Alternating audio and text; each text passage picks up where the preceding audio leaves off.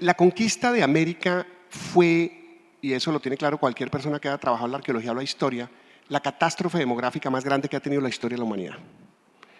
Pero a lo que no nos puede llevar eso es a ver a los indígenas como imbéciles. Y es una forma como la historia los ha visto. Porque en nuestra sociedad desgraciadamente confundimos bueno con tonto. Y los indígenas no fueron tontos. Y los indígenas fueron capaces de encontrar formas para que la violencia de la conquista no se los llevara por delante. La conquista se la imagina uno como una conquista en la cual el conquistador en un caballo entra a matar indios y el indio se deja matar. Eso no fue así. Pero además creo que tenemos mucho que entender y aprender de las sociedades indígenas en su noción del bien y del mal. Y te voy a poner un ejemplo. Nuestra sociedad se basa en la existencia de un bien y de un mal como categorías absolutas. Porque finalmente el destino en nuestra cosmovisión es que tú te vas al cielo o al infierno. Y esto es muy bonito porque cuando los misioneros le enseñaron esta forma de pensar a los indígenas decían, oiga, ¿sabe qué? La idea del cielo está muy chévere, nos gusta. La del infierno no nos gusta para nada. O sea, ¿cómo así que unos se van al cielo y otros se van al infierno? Ellos no tenían esa manera de ver el mundo. Los indígenas viven en un mundo encantado y nosotros hemos desencantado el mundo. ¿Sí? Hace muchos años. Nosotros hemos desencantado el mundo y creo que con eso hemos perdido una capacidad de interpretar el mundo en toda su complejidad. Los indígenas, lo primero que pensaron es, los españoles que están llegando tienen, como todos los seres, plantas, animales, incluso piedras, tienen alma. Sí, los indígenas nunca dudaron de que los españoles tuvieran el equivalente a un alma, es decir, una serie de poderes especiales que había que aprender a manejar. Y los chamanes, excelentemente bien caracterizados como diplomáticos. Los chamanes no son médicos, son diplomáticos, son las personas de hacer relaciones con el otro. El otro siempre es peligroso, ¿no? Incluso el otro indígena o el afro, para los embera. Bueno, es peligroso, porque es un mundo que no se entiende y lo que no se entiende hay que saberlo manejar. Y lo que trataron de hacer con los españoles fue eso. Y por eso yo reacciono mucho contra esta cosa medio ingenua que se inventó, que nos inventamos nosotros, con respecto al indígena, de que el indígena actúa de forma irracional. Mire, si uno pudiera sintetizar la conquista española, hay una gran paradoja.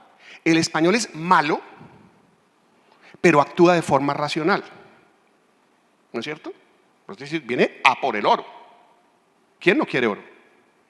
Los indígenas, en cambio, son buenos, pero actúan de forma irracional.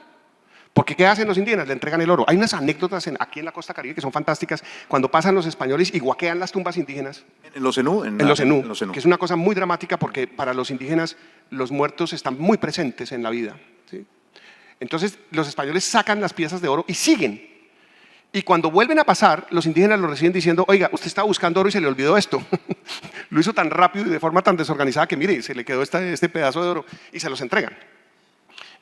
En nuestra cosmovisión, que desgraciadamente está, sobre todo en los últimos 100 años o 200 años, basada en esa racionalidad económica tan absurda, en el cual se asume que hay una esfera económica autónoma que domina el resto de la cultura y de la sociedad. Por eso estamos en los líos en que estamos. En ese encuentro entre maneras de ver el mundo, los indígenas son buenos pero idiotas. Y los españoles son malos pero inteligentes. No. Los indígenas actuaron dentro de una lógica absolutamente desbordada en el deseo de entender al otro dentro de sus propios términos y manejarlo. Por eso cuando llega Jiménez de Quesada a cualquier lugar, que fue uno de los peores conquistadores, entre otras cosas, fue uno de los más sanguinarios. Cuando los conquistadores llegan, Jiménez de Quesada, cualquiera, lo primero que hacen los caciques es darle una mujer. Entonces ahí entra nuestra racionalidad ridícula a decir indio bueno y estúpido, cuando lo que está haciendo es lo más inteligente que puede hacer, porque las mujeres son unas mediadoras maravillosas con los conquistadores. Y adivinen qué, les funcionó en muchos casos. Y además porque la mujer es la portadora del síndrome de Eva, siempre la que amplía el campo cognitivo, extiende el campo del conocimiento y lo complejiza. A tal punto que los conquistadores, que tampoco son tontos, lo primero que hacen es rodearse de mujeres indígenas y cada vez que entran a un territorio dicen, no, yo también le tengo a usted una mujer. Belalcázar fue súper hábil en eso. Habilísimo. Por eso dejó tantos descendientes Habilísimo. de Quito para arriba. Pero por supuesto, y los conquistadores, además, los conquistadores de segunda generación llegan preocupadísimos a este territorio porque la mayoría de los conquistadores están viviendo con mujeres indígenas y están felices. Amancebados. Para la corona. Es que claro, cuando llega la corona y la iglesia se tira todo.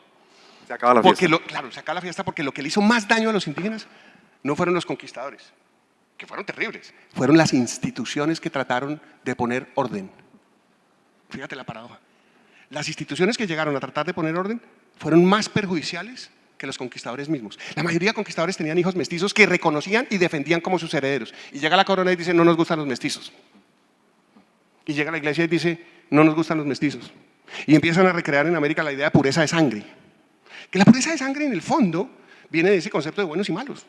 Tú tienes que demostrar que eres bueno incluso ancestralmente. Claro, ¿no? y un miedo muy extraño que tenemos los seres humanos es a que el otro nos puede contaminar. A la contaminación. Contaminar. Exactamente. Y fíjate que es muy bonito porque los indígenas le tienen mucho miedo a la contaminación, pero se contaminan.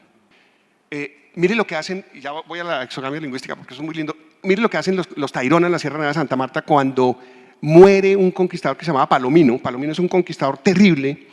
Cruelísimo. No merece que el pueblo se llame Palomino. Muy sanguinario, y va a atravesar un río y se ahoga en el río porque dicen que pues, lo trató de cruzar con armadura, lo cual es bastante torpe. No sé si sea verdad o no, pero ahí se ahoga, etc. Entonces por eso se llama el río Palomino. ¿Qué hace nuestra cultura? Uy, Palomino era un tipo malo, olvídelo, bórrelo. ¿Qué hacen los indígenas? Lo vuelven una deidad. Los españoles años después se encuentran en los santuarios indígenas que hay representaciones en orfebrería del señor Palomino. Que es una manera también de exorcizar el mal. Es una manera de manejar el mal, no es una supresión del mal, porque es que finalmente la supresión del mal termina en eliminar al enemigo. Fíjate, el poder se entiende no como la capacidad de rechazar orgánicamente al otro, sino de asimilarlo. Eso es una maravilla. Eso es una maravilla. Los españoles encontraron rápidamente que a los indígenas les encantaba coleccionar Biblias. Porque querían manejar el poder de la Biblia. Claro, y hombres de poder frente a ellos como los curas, Claro. saber qué es, de dónde emana el poder de esos curas. Por supuesto. ¿Ves? Es esa noción de poder abierto, en que yo quiero comprender las fuerzas del extraño y manejarlas, sin dejar de ser lo que soy.